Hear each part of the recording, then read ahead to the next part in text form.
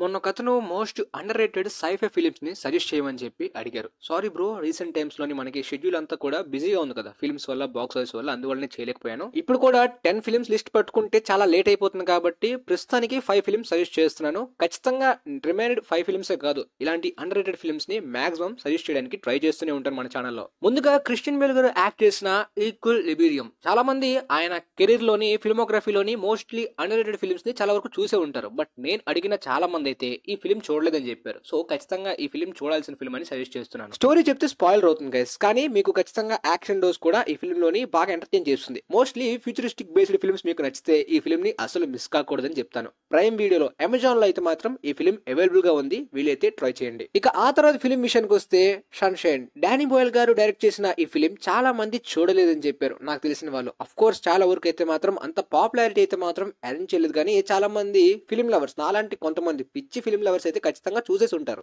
But still according to me ఈ film అయితే under rated అని నా ఒపీనియన్. అంత పెద్ద పాపులారిటీ రావాల్సిన అప్రిషియేషన్ అయితే మాత్రం ఈ ఫిల్మ్ కి కానీ ఆ ప్లాట్ కి రాలేదు. ఆస్ట్రోనాట్స్ అందరూ కలిసి ఒక సన్ ని సేవ్ చేసేలాంటి థీమ్ మీద ఉంటుంది story. Chris Evans and Cillian Murphy లాంటి కాస్టింగ్ ఉంది, కాకపోతే వాళ్ళ స్టేజ్ అంతా ఒకప్పుడు చిన్న స్టేజ్, ఆ టైంలో చేశారు. అమెజాన్ ప్రైమ్ వీడియోలోనే ఈ ఫిల్మ్ కూడా అవైలబుల్ గా ఉంది, వీలైతే ట్రై చేయండి. ఇక తర్వాత ఫిల్మ్ విషయానికి వస్తే ద క్వైట్ ఎర్త్. యాక్చువల్ గా ఈ కాన్సెప్ట్ చాలా వీర్డ్ గా, డిఫరెంట్ గా, యూనిక్ గా ఉంటుంది. ఫర్ ఎగ్జాంపుల్ మీరు ఒక పని చేయాలనుకుంటున్నారు, లైక్ దొంగతనమో లేదంటే తినడమో, అంటే ఒక పని, అది చెప్తే స్పాయిలర్ అవుతుంది స్టోరీలో. సో అలా చేద్దాం అనుకున్న టైంలోని మొత్తం ఎర్త్ అంతా కూడా ఎంప్టీ అయిపోయి మీరు కొంతమంది మాత్రమే బ్రతికి ఉంటే మీరు ఏం చేస్తారు, అలాంటి ప్లాట్ మీద ఉంటుంది అనమాట ఈ ఫిల్మ్. మీరు చేద్దాం అనుకునే తప్పు పని మొత్తం ఈ ఇన్సిడెంట్ అయితే మాత్రం మీ పాయింట్ ఆఫ్ వ్యూ మార్చేస్తుంది. సో మంచి క్రేజీగా ఉంటుంది గైస్. ఈ ఫిల్మ్ అయితే మాత్రం బాగా అండర్ రేటెడ్ అనే చెప్పాలి. నెట్ఫ్లిక్స్ వాళ్ళు డిస్ట్రిబ్యూట్ చేసినప్పటికీ ప్రస్తుతానికి ఈ ఫిల్మ్ కూడా అమెజాన్ ప్రైమ్ లోనే అవైలబుల్ గా ఉంది.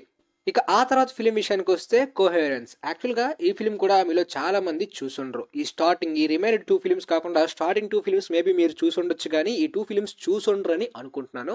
స్టోరీ కాన్సెప్ట్స్ అన్ని కూడా బ్రిలియంట్ గా, అమేజింగ్ గా ఉన్న, పాపులారిటీ కాకుండా ఎక్కడో మూలపడి ఉంటాయి అనమాట ఇలాంటి ఫిల్మ్స్. పోతే ఒక 8 మంది ఫ్రెండ్స్ అయితే డిన్నర్ కి, పార్టీకి మీట్ అవుదాం అనుకుంటారు. వాళ్ళు మీట్ అవుతున్న టైం నుండి అయితే మాత్రం ఒకదాని తర్వాత ఒకటి అనుకోకుని ఒక డిఫరెంట్ ఇన్సిడెంట్స్ జరుగుతూనే ఉంటాయి. కంప్లీట్ సైన్స్ ఫిక్షనల్ అనడం కన్నా ఒక థ్రిల్లర్ లాగా రన్ అవుతూ ఉంటుంది, కాకపోతే మైండ్ బెండింగ్ ఎలిమెంట్స్ కూడా ఉంటాయి. ఓవరాల్ గా సైన్స్ ఫిక్షనల్ జానరాయే. ఈ ఫిల్మ్ కూడా అమెజాన్ ప్రైమ్ లో ఉంది, వీలైతే ట్రై చేయండి.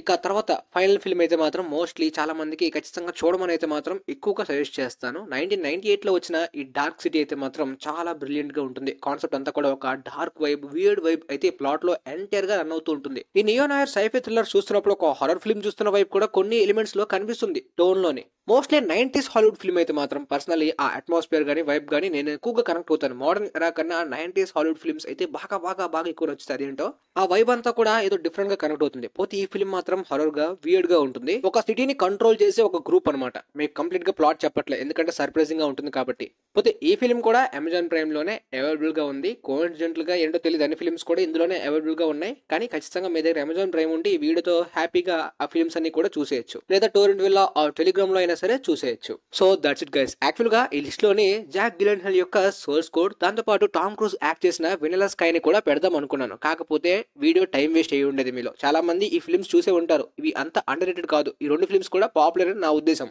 అయినా మీరు చూడకపోతే వీలైతే ఈ 2 ఫిల్మ్స్ కూడా చూసేయండి. రిమైనెడ్ 5 ఫిల్మ్స్ కూడా ఇలాంటి పాపులర్ కాకుండా మోస్ట్లీ అండర్ రేటెడ్ ఫిల్మ్స్ నే మన ఛానల్లోనే సజెస్ట్ చేస్తాను. మొత్తానికి మీకైతే వీడియో నచ్చింది అనుకుంటున్నాను. వీలైతే ఈ వీడియో మీ ఫ్రెండ్స్ కి కూడా షేర్ చేయండి.